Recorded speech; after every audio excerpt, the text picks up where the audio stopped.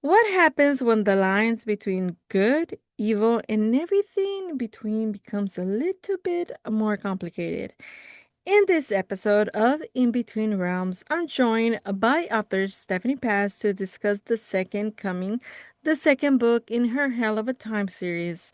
We talk about the inspiration behind the story, her writing journey, building memorable characters, balancing humor with high stakes adventure, and what readers can expect as the series continue. If you enjoy imaginative fantasy, unforgettable characters, and hearing the stories behind the stories, you're in for a fun conversation. But first, let's get some fantasy news out of the way. The countdown is officially on because three of my favorite authors have new books coming out over the next few months, and I'm super excited about it. And I'm like so ecstatic. I can't wait for those days to come because I already know I'm going to be taking the day off whenever these books release because I absolutely don't want anything to happen that day because I just want to sit down and listen to them. I just want to be in that world and just sit and listen to my favorite characters. And I'm super excited to see them back up. First, we have in September 29, Rebecca Jarros returns to the Inferium universe with a brand new release. Tell me you already pre-ordered your audiobook. If not, what are you waiting for? Go get it now so you're not scrambling on release day. I actually have it already, so I can't wait for it when it comes alive. I'm just like, oh, I'm so excited about those. Then comes October, and I think every fantasy reader knows exactly what's coming. Sarah J. Maas is finally bringing us back to Perinthium. Valaris, with the sixth Agatha Thorne Rose's book, Rhysand, Farah, Ezra, Cassian, Nesta, and Amran. Who can we forget Amran and more? I cannot wait to step back into that world. The moment I heard that announcement, which was a while back, I literally pre-ordered both the audiobook and the physical edition. That book is definitely going on my trophy shelf the second it arrives, and I'm so gonna expect that book from front to back, and I just can't wait. Now, I honestly can't remember if I actually pre-ordered Rebecca Jar's book already, but if not, I'll be making a trip to the bookstore on release day. That's probably a little irresponsible of me, but what can you do? Then on November 24, Amber Vinical returns with the Fall of the Crown King, the next book in the Gods and Monsters series. Oh my god. I cannot wait to be reunited with Diana and Sam Kyle. If you read the Book of Astral, you know exactly why I'm super excited about it. It just gets me so excited to have those books back into the world. I mean, we've been waiting. I've been waiting for them for a long time, especially the Agatha series. I don't know how many times I listened to that book. Maybe I don't even think 20 is a little number. I think I went through it so many times, all the books from the beginning to the end. Sometimes I skipped the first book. Sorry, Tamlin. Had to. And I just started on the second book. Oh, very sad. Just gets my heart all the time. And what can we forget about Rebecca Jarros? I need to go back to that one though. I need to re-listen to that one because, I gotta listen to it. And whenever Amber Nicole's book came out, the book that came out before The Fall of Crown, as soon as it dropped, I listened to that audiobook, I don't know how many times, and it was on a big fat cliffhanger. And I'm just like, I can't wait to listen to those stories. I'm super, oh my God, I don't know what's gonna happen. I hated what happened to, a part of the ending, not the ending itself. I think the cliffhanger was totally a twist, unexpected of Amber Nicole. But I gotta tell you, I cannot wait to see everything. In that book, one of the characters actually died in the previous book before this one. And I'm like, I'm super, like, I literally cried and I'm like, God, why? But now the ending gets me hope. So I don't know what's gonna happen. Is it true? Is it not? I do not know. But Diana and Sam Kyle will be back in November and I'm super excited about it. I was just like, so giddy about it. And how can we forget about Alex Astor, Stormside, the second book in this Starside series? Guys, if you haven't read Starside from Alex Astor, you're missing out because that book is just amazing. It is well written. It is has everything like I literally it was like I enjoyed the whole book and I can't wait for the second one. It did left me on a cliffhanger too. So I wonder what's gonna happen. What is going to happen? Um in like what I don't know because uh, I just it just keep mentioning because I know the book. For those that don't know, the basically, which I'm not gonna give any spoilers because it is a wonderful book, but basically there's a gates that open I believe every 50 years and they close and they don't open after 50 years. So I mean, well, the gates open again? Will they not? Will there be a way out? That's all I'm saying. You don't know who's out there. You don't know why I'm saying that. You need to read it. But if you know, you know. And oh my God, I'm so excited about all these books. I'm so like, guys, authors, Alex, Amber, Rebecca, Sarah, guys, thank you. I appreciate it for you know, pushing it and bringing those stories back to us. And I'm like, I can't wait. This is so much fun. I'm like, I can't wait for. All right. So if your TVR wasn't already out of control, it's probably now we have one amazing release after another, and I honestly cannot wait to dive back into those worlds. Oh, fall is shaping out to be an incredible season for fantasy readers, and uh, I just think about it, and I'm like, Sam Kyle, Diana, Rizan, Farah, Sadian, and Violence.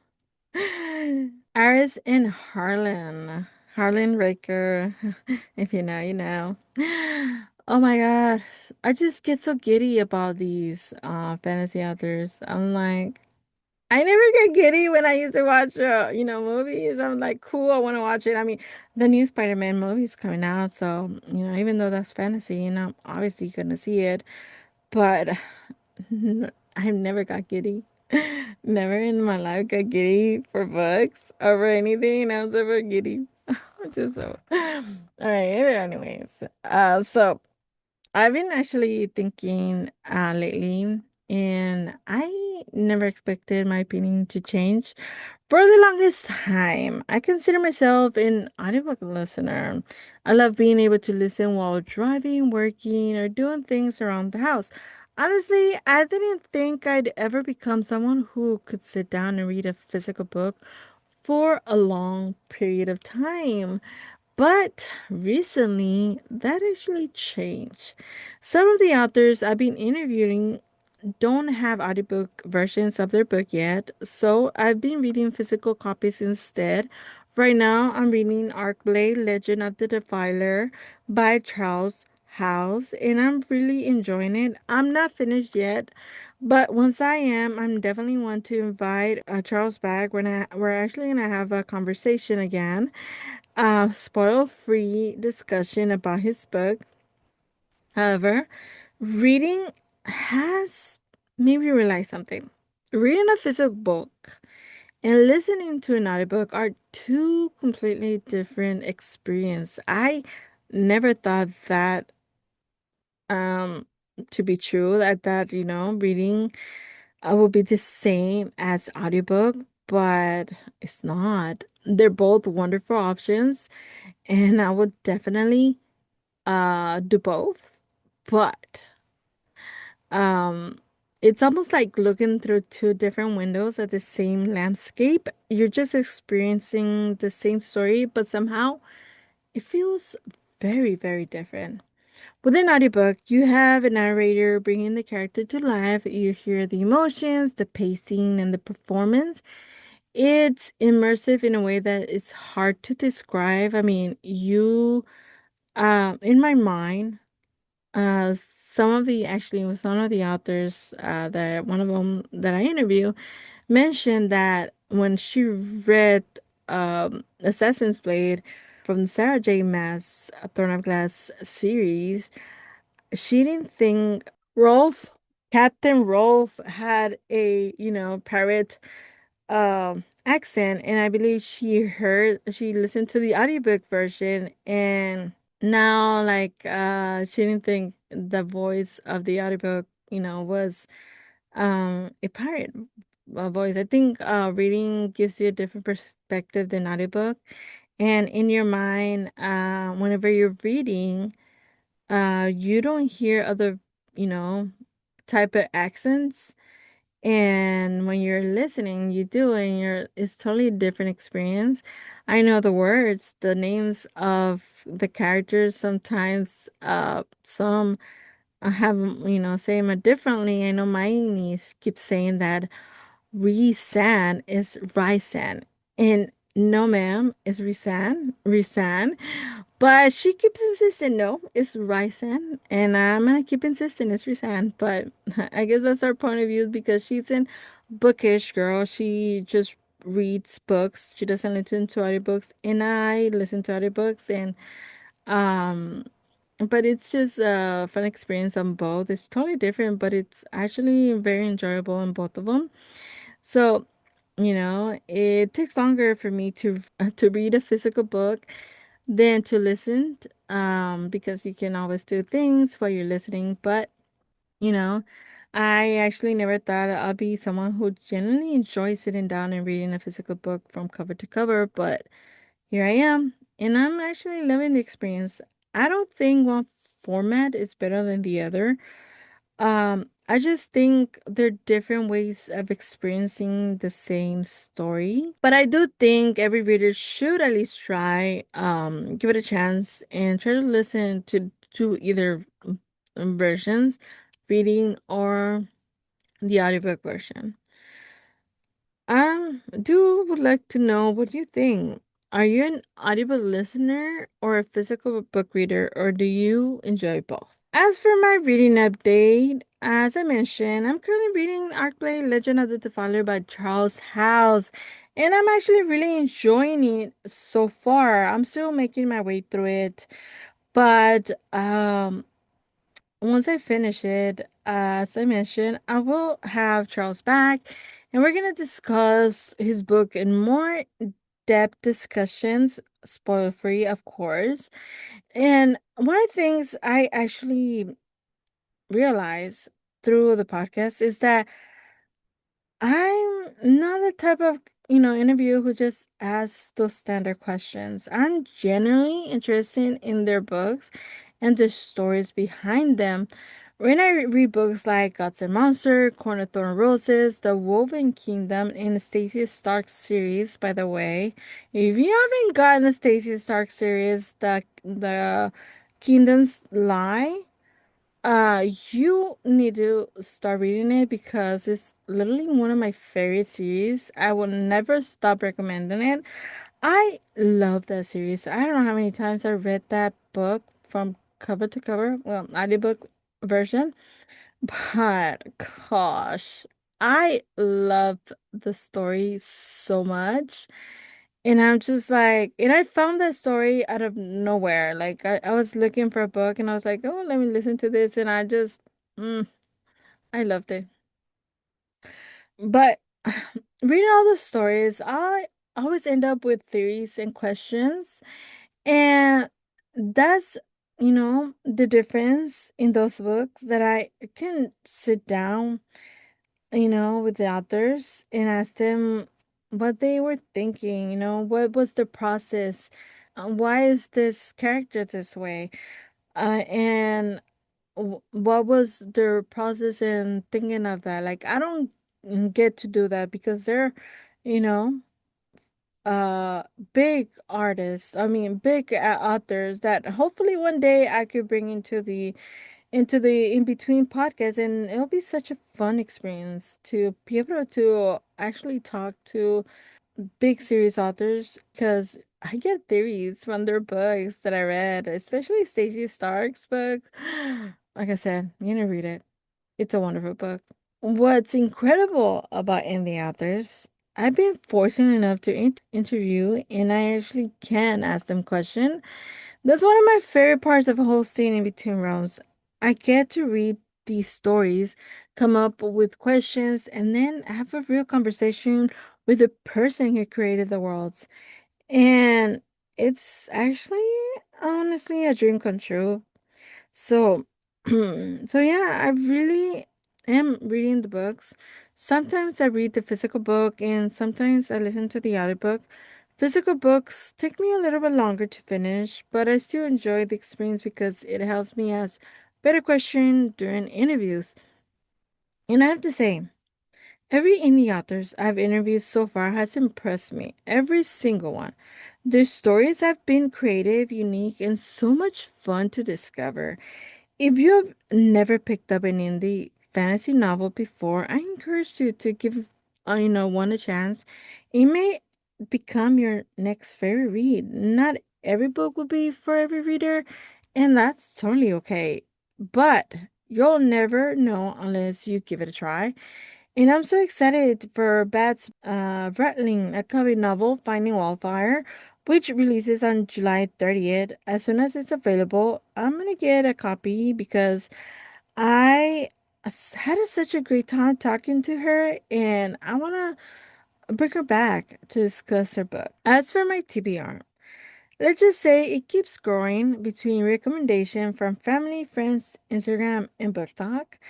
It's getting longer every week. That said, my indie authors have officially earned a front of the line pass.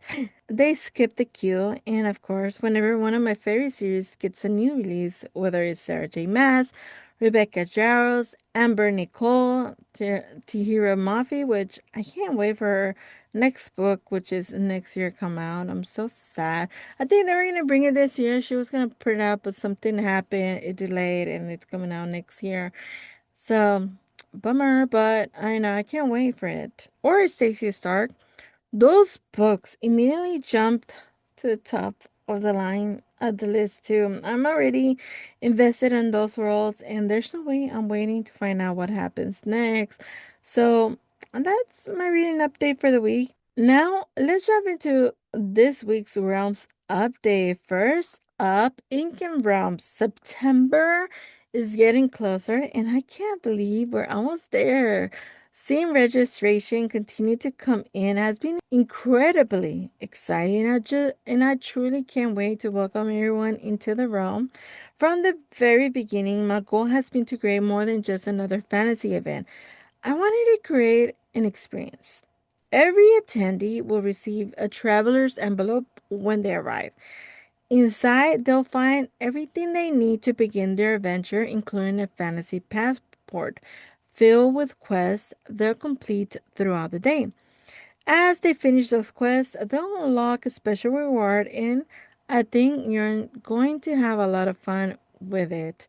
We'll also have authors Q&A session, giveaways throughout the day, a costume contest, immersive vendor booths, competition, and plenty of opportunities to explore different fantasy worlds. One thing I do want everybody to know is that you don't have to stay all day to win a giveaway. As long as you've checked in, you're eligible.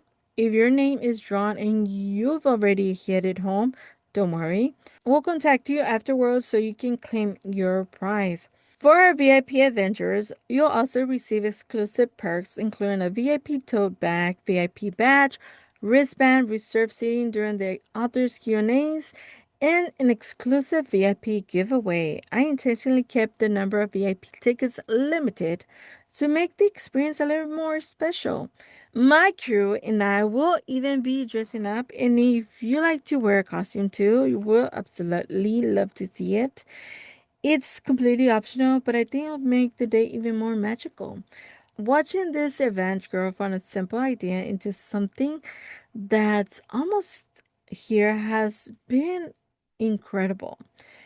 It started with a love for fantasy, dragons, magic, and the community that forms around those stories. Now it's becoming a reality, and I couldn't be more grateful for everyone who's supporting this journey. Now for Bookish Realms. Bookish Realms takes place on August 22nd, and while it's not an immersive fantasy event like Ink and Realms, it is a celebration of everything bookish. We'll have amazing vendors, authors, artists, and creators offering all kinds of bookish and book adjacent treasures that readers are going to love. Everyone who registers and checks in will automatically be entered in our giveaway with additional opportunities to earn extra entries at the event. And for the first 30 attendees through the doors, you receive an exclusive Bookish Realms tote bag featuring our adorable mascots, Roan and Ember. Those totes bags won't be sold online or anywhere else. They're exclusively for the first 30 attendees as a thank you for joining us. I am so excited for everybody to meet Rune and Ember because they're quickly becoming the heart of the Bookish Realm community. Finally, a quick atelier of untold stories update. The shop is getting closer to opening. I'm incredibly excited to finally share it with all of you. Atelier of Untold Story will be the official shop supporting both Ink and Realms and Bookish Realm. You'll find fantasy-inspired creation, bookish treasures, handcraft items, and unique product designs for readers, writers, and fantasy lovers alike.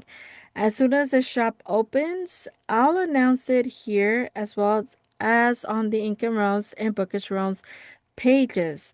If you like to help support everything I'm building, one of the biggest ways you can help is simply by liking, sharing, commenting, and following. Every interaction helps these communities reach more fantasy and book lovers, allowing these events and projects to continue to grow. Thank you all so much for being a part of the journey, whether I'll see you at Ink and Realms, Bookish Realms, online through Atelier of Untold Story. I'm so grateful you're here, and I can't wait to share everything we've been working on with you. For my writing updates, I'm so excited to share that I'm officially crossed the 17,000 words in my novel, and I couldn't be happier. Every word feels like another step towards making the dream a reality. One thing I never expected was how much this podcast would inspire my own writing. Every time I interview an author, I walk away feeling even more motivated to finish my book. Listening to their journeys, hearing about the challenges they overcome, and seeing that they stayed committed to their story reminds me that one day I can get there too. They're not just authors, they're everyday people who had an idea, believed in it, and kept writing until it became a book someone else could fall in love with. That's incredibly inspiring to me. My story has become something very personal. It follows a woman who has been imprisoned in a beautiful world she doesn't even realize isn't her own. Alongside her 5-year old child and her father, she has no memory of who she truly is or the life she once lived. As those memories begin to return, everything changes and the people around her realizes they've been holding someone far more powerful than they ever imagined. There's so much more to the story that I can't wait to share, but I'll save those surprises for another day. One thing I'm really excited about is introducing my characters before the book is released. I'm actually working on something special that I will let you get to know them as individual long before you ever read the first chapter. It won't spoil the story, but it will give you a chance to connect with the people who live in this world. I can't wait to share more when it's ready. Most of all, I just want to say thank you to every author who's been part of In Between Realms. Whether you realize it or not, you inspire me. Every conversation reminds me to keep writing, keep believing in my story, and keep moving forward. So here's to 17,000 words and many, many more to come. One day I hope you'll get to step into the fraction realms with me. Until then, I'll keep writing. And now, when fantasy meets reality, this is one of the segments that gets me to think a lot, you know? Gets me to see when fantasy uh goes into your reality.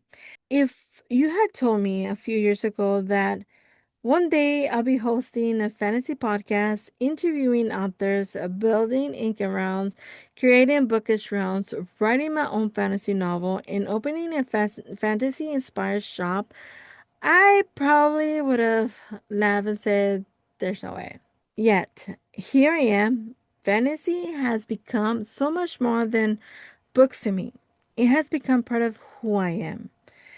One thing I've realized is that fantasy gave me something I didn't even know I was searching for.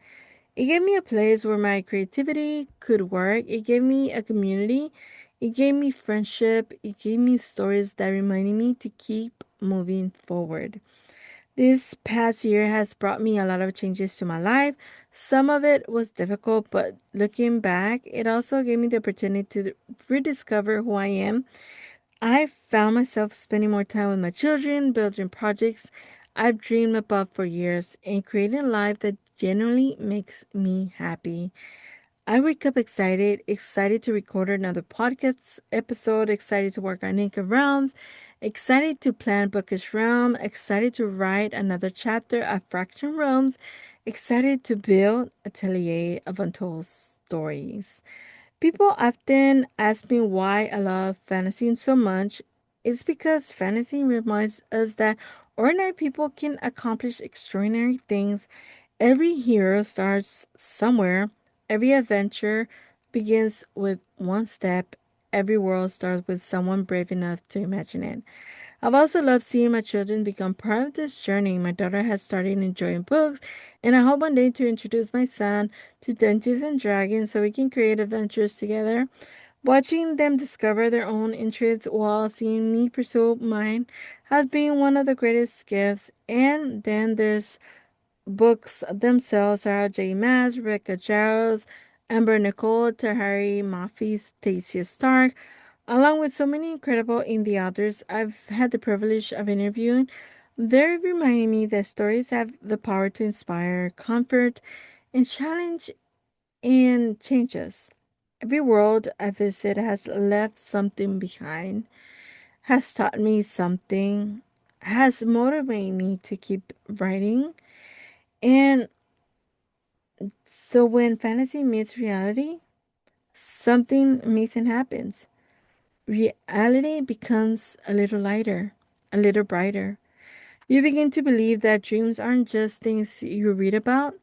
Sometimes they're stories they're brave enough to write yourself.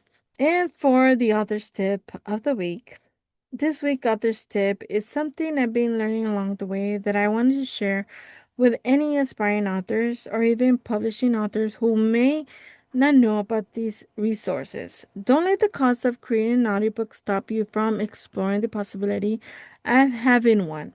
I know audiobooks can seem expensive, especially for indie authors, but there are more options than many people realize. For example, ACX offers royalty share opportunities where authors and narrators can partner together and share royalties instead of paying everything upfront. There are also communities like Casting Call Club where you can post a project and talented voice actors can audition for it. Many of them are looking to build their portfolios, gain experiences, collaboration on creating projects, or simply bringing great stories to life. Now, not every voice actor works for free, and many are professional narrators who charge for their work. However, depending on the project and the author's goal, some are open to volunteer works, royalty share, or other compensation arrangements. As someone who's worked as a voice actor myself, I know there are so many incredible, talented people out there who genuinely love bringing stories to life. Finding the right narrator can completely transform the experience of a book. So, if you've been putting off creating an audiobook because you thought it was impossible or was completely out of reach financially, I encourage you to do a little research. Take a look at resources like ACS, Casting Calls, and other audiobook communities. You might discover opportunities you didn't know existed. I'm also planning to do a little bit more research myself, especially on a different audiobook production option. And if I learned something helpful, I'll be sure to share with you in the future episodes. At the end of the day, I just want to share resources that might help fellow authors. I'm definitely an audiobook girly, and while I recently fallen in love with reading physical books too, there's something special about hearing a story brought to life through a great narrator. So that's my author's tip for the week because every story, well, it deserves a chance to be heard. Now that it's all cut up, let's jump into today's interview. What if everything you ever heard about one of history's most recognizable figures wasn't the whole story? What if the greatest rebellion wasn't driven by pride? What if it was driven by love? Today's guest takes readers into a world of angels, demon, prophecy, forbidden love, and ancient mystery in her Hell of Time series. Stephanie, welcome to In Between Realms. I'm so excited to have you here today. Oh, thank you so much. I'm very excited to be here.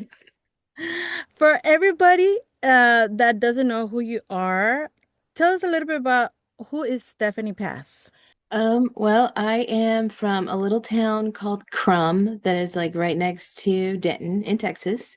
I have been a blogger and a content creator for 15 years now.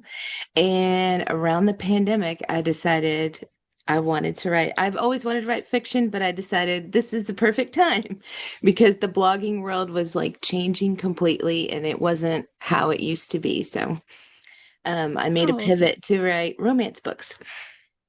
Oh, wonderful.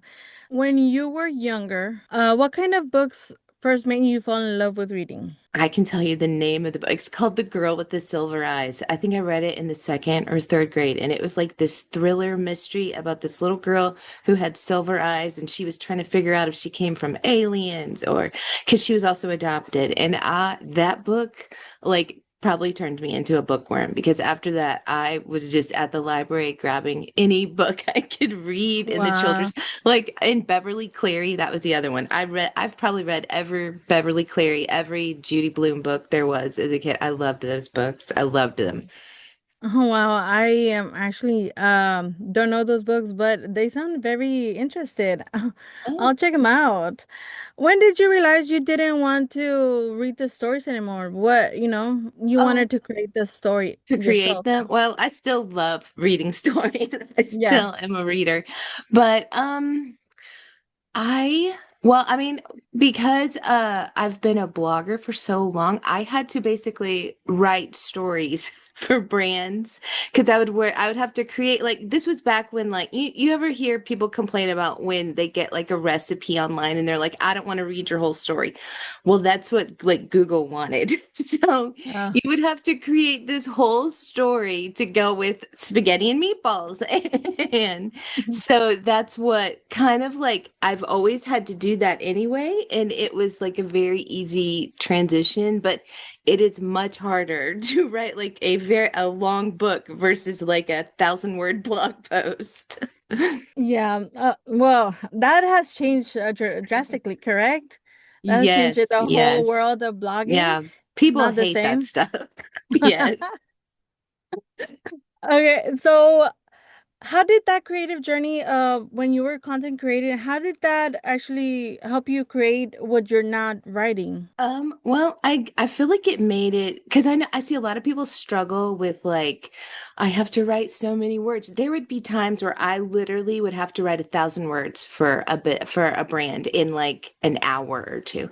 So I got really good at writing fast. So that's one thing about writing that I can sit down in probably like a 4 hour time and I can probably spit out like 4 to 5,000 words of a story. I'm really good at that part of it. I can like get that down. Whereas I know a lot, so I see so many writers that are like, I can't think of anything to write. That is, my husband and I were just talking about this.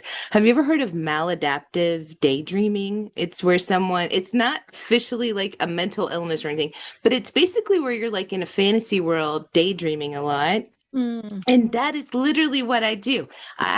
I live in a fantasy world like a lot of the time where I am like creating the stories in my head. And I've done this since I remember laying in bed as like a little kid and I was like wide awake and my parents are like, "Well, you just go to sleep." I'll be laying there creating entire like stories in my head. I've done this my whole life. And I finally just was like, I'm gonna start writing these down. That is so cool. I actually I have that same imagination. I Yeah. since I was younger, I could literally imagine the worlds, and now that I read them, like read the stories, I Mhm. feel like I'm in them. And I could Yes. see them clearly, and I was like, "Oh, well, at least I'm not the only one here." That's kind of why sometimes, like when a book becomes a movie, I don't want to see it because Mm. I have created the whole world in my head and I'm afraid it's like gonna let me down. I can concur with that because I used to be a big movie lover. I used Mhm. to watch movies. I didn't get into books until like 2024.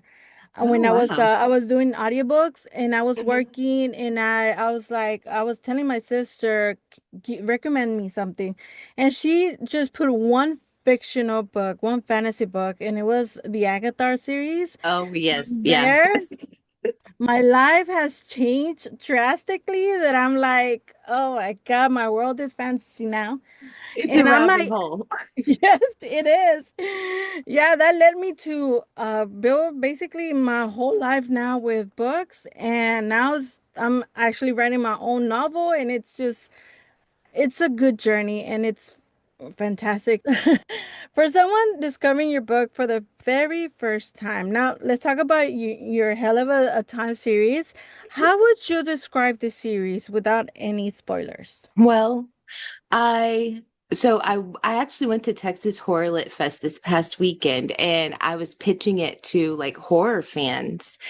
And I was like, how do I pitch this? Because it's not, because I know a lot of people don't like, they think romance is stupid and romantasy. So I was like, but my story is like more than that because it's not just these two people are falling in love. It's like the God is the villain and Lucifer is the good guy. So I started pitching it as it is like a cosmic horror that is disguised as a love story. And I feel like that actually explains more because it's so much bigger than just falling in love because there so much happens in this story. I've written other contemporary romances where it's like it ends in the book as a happily ever after, but this story it is not, there's not a happily ever after yet. We have to get to the last book to get to that point. But in this it's very slow burn. It's not a whole lot of romance. And so because I've had to build so much of the world and create like this whole thing that there really isn't a whole lot of time for them to be falling in love. Even though it's definitely like in the romantasy world, it still is more, it's horrifying because it's so tension filled and there's this God doing these horrible things that I feel like that my description of it being cosmic horror disguised as a love story was like really good at explaining what it involves. Without giving any spoilers, what was the first book about? The first sin, your first The novel. first sin is basically where Lucifer meets his fated mate, who is Evie. And so actually I should back up. So the way it starts out is that Lilith shows up and she's like, we're gonna start the apocalypse. You're gonna go down to Earth and you're gonna find the lady that you need to make the Antichrist with. So he gets thrown out of hell and Lilith takes over and he shows up at his sin palace. He won this many years ago. He won this like Las Vegas luxury hotel in like a deal with the devil. And so he wakes up there and he's running that place and he has to basically get on the dating apps and try to find whoever this lady is because he has no idea. But what we find out is that she's actually working in his hotel. So Oh, oh, okay. Yeah, I read the first two chapters, and it stopped wherever he was in Las Vegas right now, and I'm like, mhm. I was halfway of chapter two, and I was like, I need to finish this book. I really do. Yeah, a lot of people tell me they have to like finish it in like one sitting and then they like immediately email me and are like, where like book two just came out like yesterday. And before that, people would email me and be like, when is book two coming? When is book two coming? And I was like, I'm feeling an enormous amount of pressure now. I was like terrified to start writing that book. And now that I finished book two, there will be a third book and I plan to have it out by like before Christmas. And I am like, how am I going to pull this whole story off? Is how I'm feeling right now. But I keep reminding myself, this is how I felt when I finished book one. I was terrified, and I feel like I did pretty good with book two. So I think I'm going to be able to do it, but I'm terrified. Oh my God. If I literally like I got hooked on just the first chapter and a half. I'm sure I'm gonna be reading it real quick. I'm not a Yeah. really a book reader, like physically book. I listen to a Oh lot of yeah. audiobooks. Mm-hmm. And now that I'm getting into the world, basically talking to indie authors and discovering indie authors' books, some don't have that yet, the Yeah, audiobook I don't version. have it. It's very expensive to have audiobooks. Like you can sometimes get like an agent and they'll do just like audiobook rights so you don't have to like Hmm. pay for all that, but it's like thousands of dollars. And I'm like, how do we do this? Because I have a lot of people, we do a lot of book fairs around and there's probably at least five people every time who are like, is this an audiobook? And I'm like, no, I'm sorry. Yeah, so well, I'm gonna have to start reading them. So right now, I'm currently reading another book from an author that I actually interviewed the other day, and I'm like, I'm gonna finish that one and then have him back, and then I was like, I finished the other one because I had an interview with the other one. So I'm like, I'm gonna finish yours, and then I want you to come back so we can talk about it. Sure. But um, that is. I really am impressed about how easily that book was for me to get hooked because it's so good. It is really good. Thank One of you. one of the very first things that actually caught my attention was the premise that isn't your typical fantasy romance. It's a retelling centered around Lucifer. Where where did that idea come from?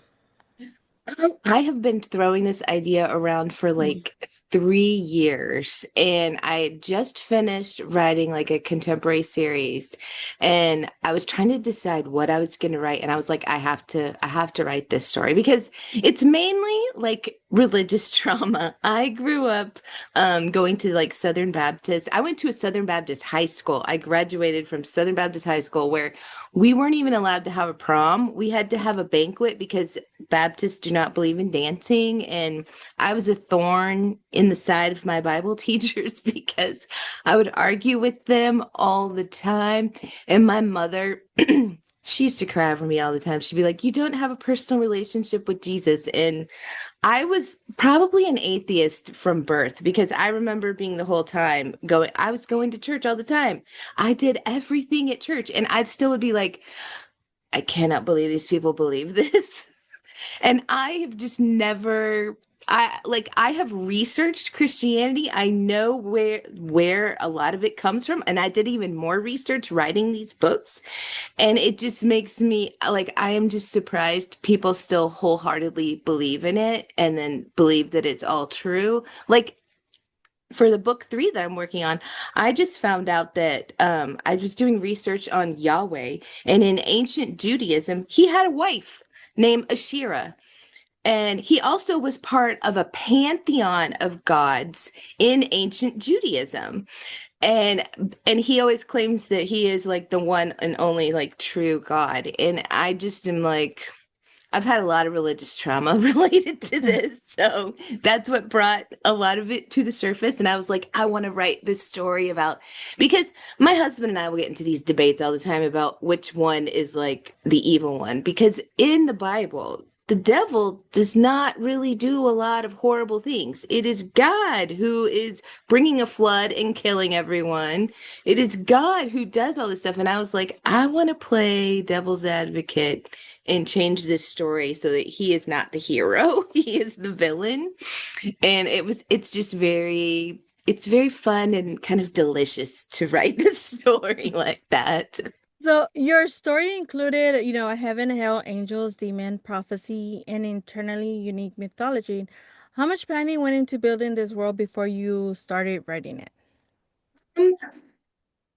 I would say before starting it, I actually like was studying demonology because I knew it was going to start with Lucifer, and I knew I was going to have like a whole cast of characters.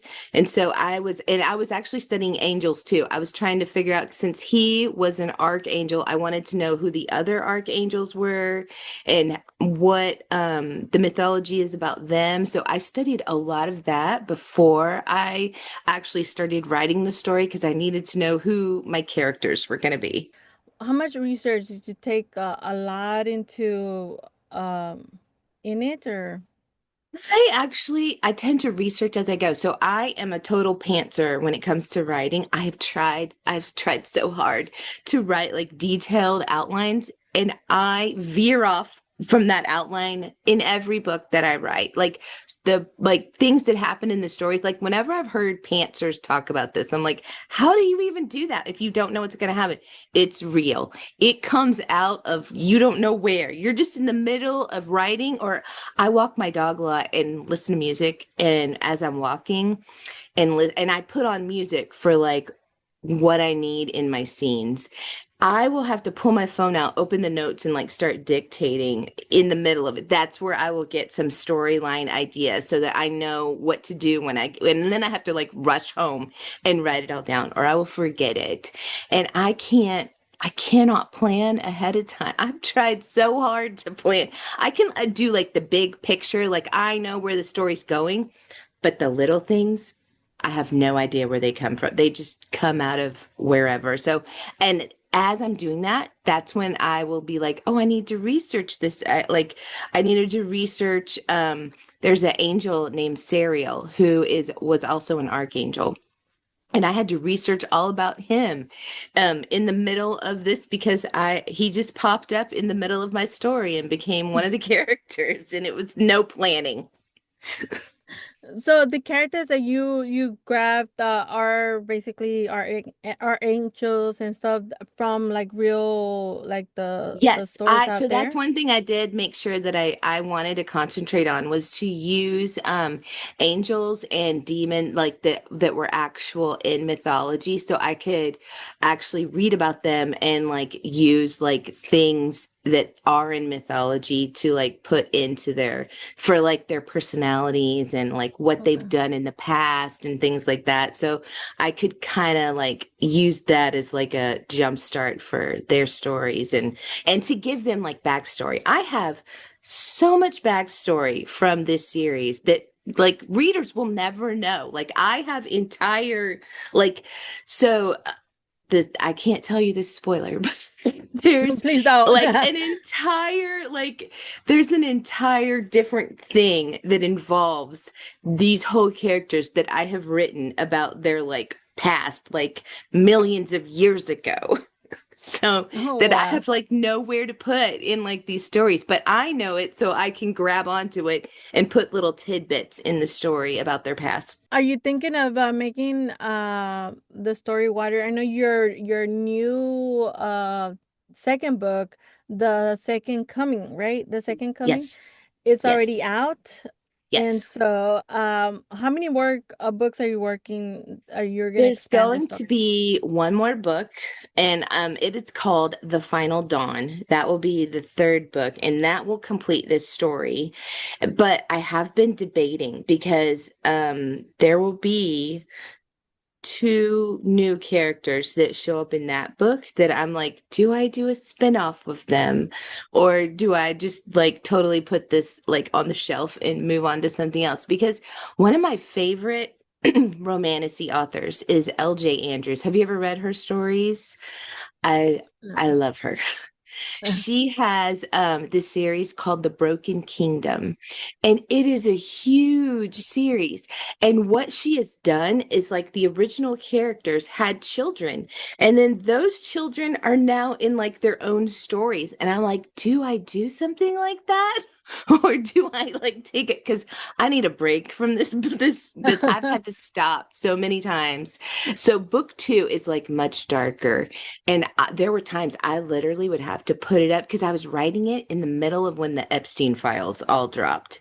And it was Oh, just wow. so heavy that it was similar into that story that I was just like, I have to stop this. And I would put it up for like a month at a time before I would come back and write some more because it was so bad. While you were writing, did any of your characters surprise you while you were writing who they are? Um, I would say so.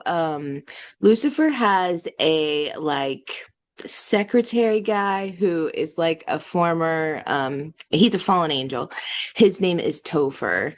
And he surprised me in book two because something horrible happens to him. He doesn't die, but something happens to him, and he is usually this like very straight-laced, button-up kind of guy, and he goes off the rails in book two. And I I loved writing that. It was horrible about what happens to him, but I really enjoyed like because it just felt, even though this is kind of like this evil guy who's not really evil whole storyline, this part just went even darker, and it was just kind of fun to get to write something like that. So he surprised me a lot. Did one of them become your favorite? My favorite. Actually, it's probably Lucifer. But the thing that surprised me is that when book one first came out, so many people liked this side character named Destiny, and I was like surprised by it because I didn't think they would even pay attention to her. But they mentioned her in reviews all the time, which was kind of crazy. And she's Would just a side character. would you be are you gonna create a spin-off with her or I've no? thought about doing like a bonus epilogue story with her because in book one, you can sort of see that she and Topher have a thing going, but I don't like really say it out loud or anything. I just Mhm. give clues. And so I've thought about writing like maybe their little meet cute or something and how they get together and their a little love story about them, but I have not done that yet. Okay, well, now let's talk about your writing process. Are you someone who outlines every chapter? Or do you discover the story as you're writing? What does your typical writing day look like?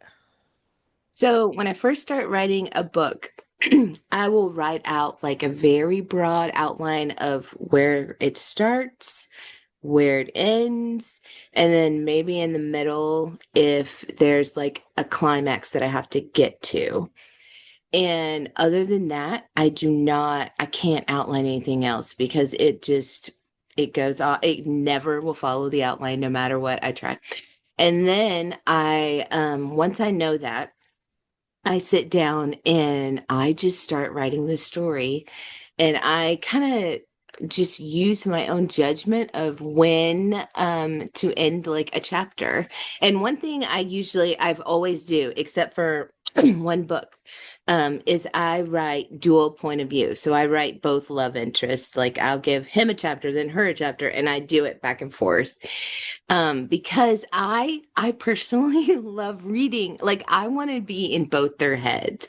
I kind of don't like it when I'm only in like one person. I can only see the story from one person's side of view because I want to know how the other person is feeling as well.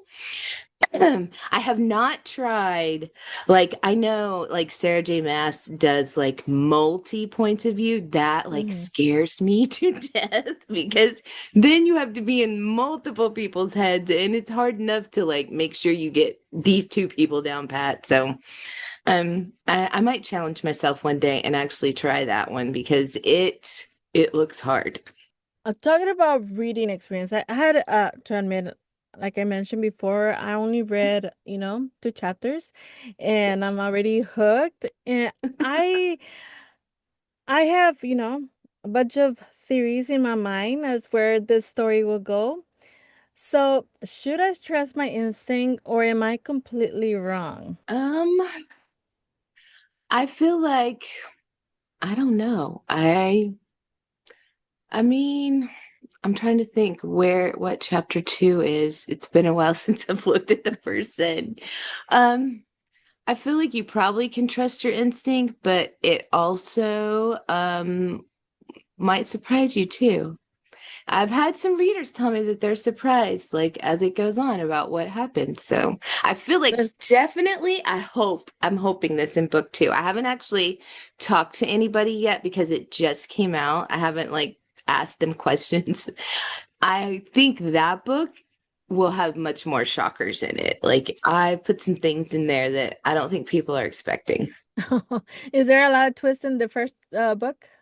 In the first book, I feel like there's maybe like one or two twists that you don't see coming, but I as a reader myself, I'm really good at finding those twists before they happen. So I honestly don't know how good I am at hiding them. But Okay.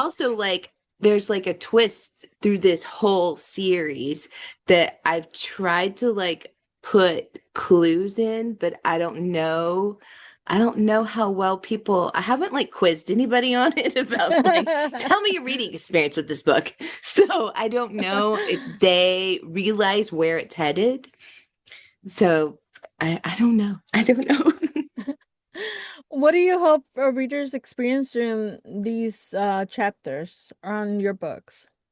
Um I like I really enjoy it when someone tells me that I made them cry, which sounds horrible. But that is the thing, like, because there are things that when I'm writing it, I am crying myself. And then to hear like readers tell me how they were crying while they read it, I love that I can get their emotions. So that makes me happy, which is horrible. I think that's the dream come true of any author. Trust me. I've seen other authors who would say, they say that whenever they read my book, they start crying, and that's a compliment for me. So, uh, Yes. having that, I think it's the main goal of any author, I guess. I met this lady this weekend who came specifically to buy my books. She was an ARC reader and she wanted the physical copies of them. And she said the way she found me was a book I wrote last year is called The Beach House. And that book, it's the biggest tearjerker I've ever written. I wrote it. So I have multiple myeloma and I had to have a stem cell transplant last summer. So it makes you very weak. And while I was laying in bed recovering for like 3 months, I wrote that book and I was so full of emotion. And I was like, I hope it comes to the story because I was miserable at the time while I was writing it. Oh. And she told me, she was like, my friend told me to read that book. And I was like, did it make you cry? She was like, I cried through the whole book. And I told my friend she can never recommend a book to me again because I don't want to cry that much. And I was like, well, I love these, Jamie, because that's exactly what I wanted. So that was like so thrilling to hear like an actual reader tell me that. I was like, that is amazing. I love it that you said that. I want to congratulate you on releasing the second Oh, thank coming. you. Without revealing any spoilers, what can readers expect as they continue this story? Well, it gets much darker. Lucifer and Evie get separated, and it definitely sets up, it ends on a cliffhanger. Like both books end on a cliffhanger. Book two sets you up for basically like how the story is going to end. And it does have some surprises that I don't know. I don't think a lot of people will see coming.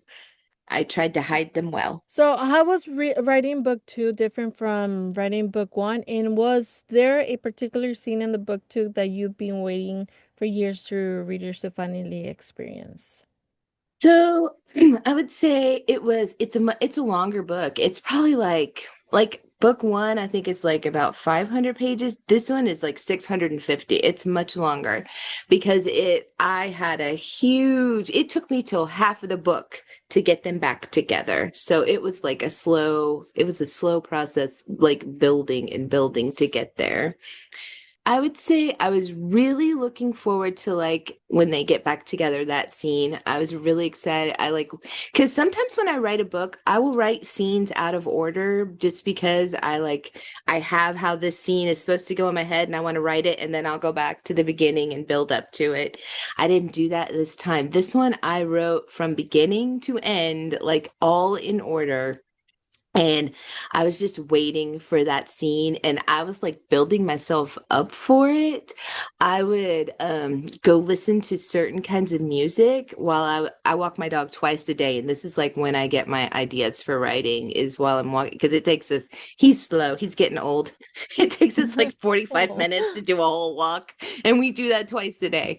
And so I would really like build myself up for that scene while I was listening to my music because I wanted it to be like epic.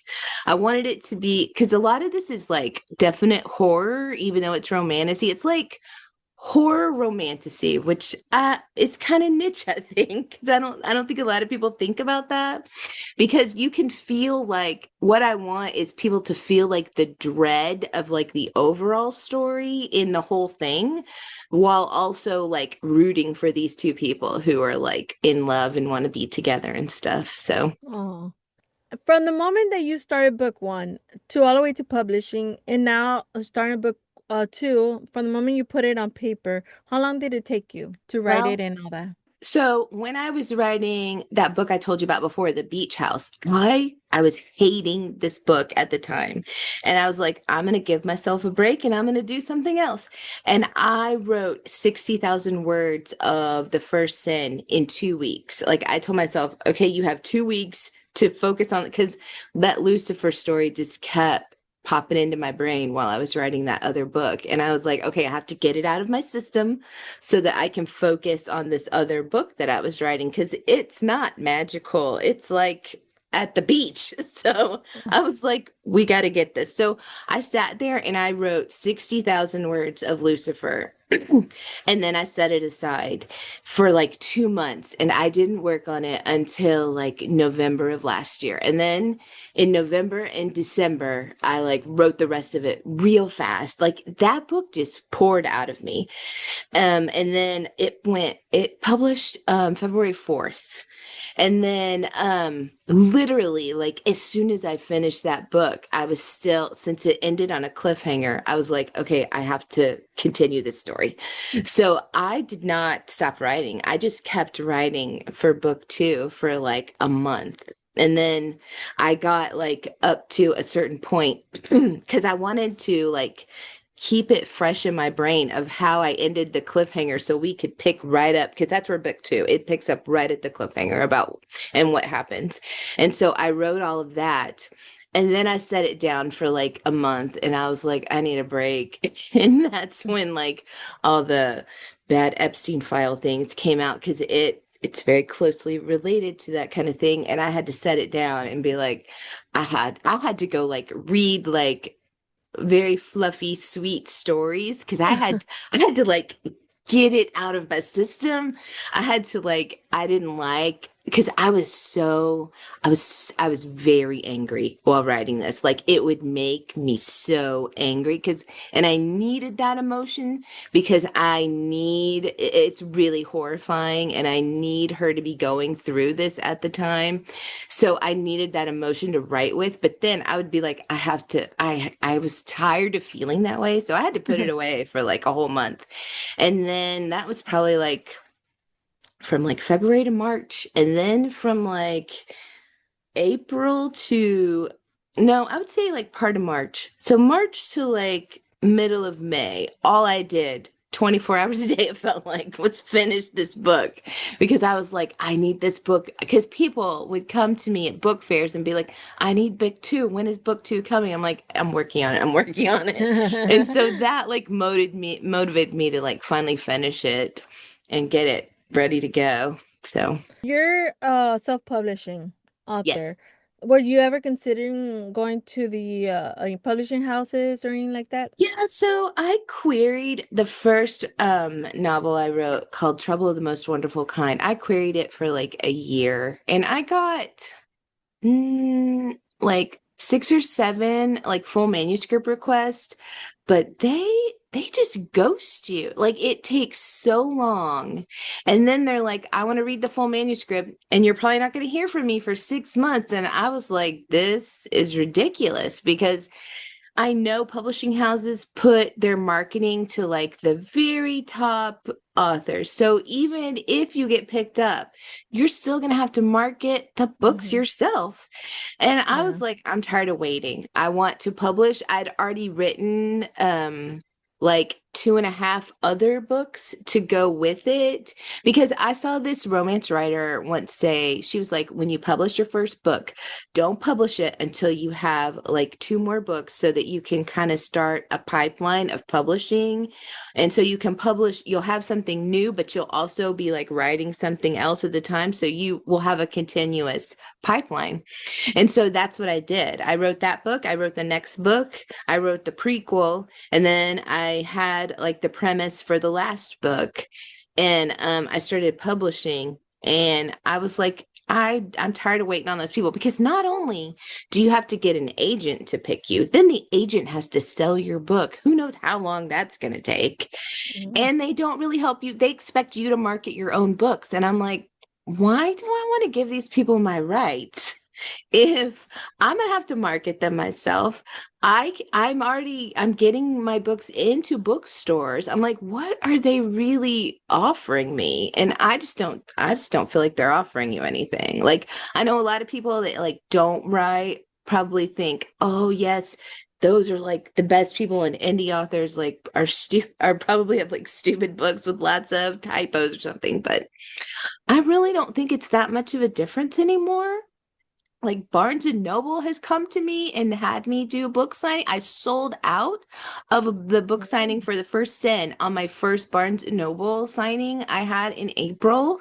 And my books are in their stores. My books are in like multiple indie author books or indie bookstores. And so I just feel like I'm doing okay by myself. I don't want to give my rights away to where like you are like so constricted where they force you to change the story. They get to decide what your book cover looks like and they get so many decisions and you are just kind of waiting around for everything. And I don't want to wait around.